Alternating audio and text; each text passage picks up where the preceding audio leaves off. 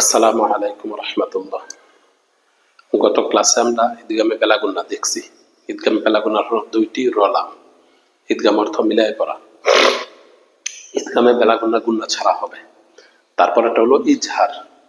ইজহার অর্থ স্পষ্ট করিয়া পড়া, মানে গুন্না ছাড়া স্পষ্ট করিয়া পড়া। ইজহার অর্থ স্পষ্ট করিয়া পড়া। ইজহারের হরফ 6টি। হামজা হা, আইন হা, গইন খ। ইজহারের হরফ 6টি। হামজা হা, আইন হা, গইন খ। এই 6টি হলো ইজহারের হরফ। তো ইজহার অর্থ হলো স্পষ্ট করিয়া পড়া। নুনে সাকিন অথবা বা তানবিনের বামে ইজহারের 6 হরফের যে কোনো হরফ আসিলে নুনে সাকিন অথবা বা তানবিনকে গুন্না ছাড়া স্পষ্ট করিয়া পড়িতে হয়।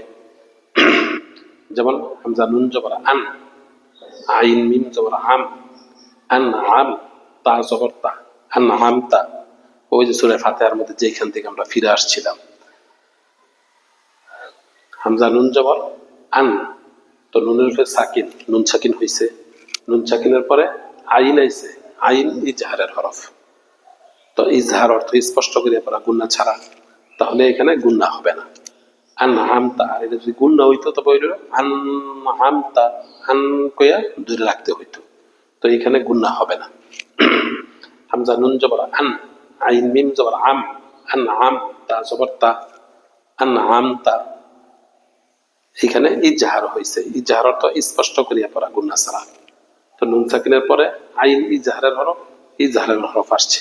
নুনে সাকিন অথবা তানবিনের বামে ইজহারের 6 হরফের যে কোনো হরফ আসলে আইন আইছে, হামজা আইলে, গইন আইলে, হা আইলে।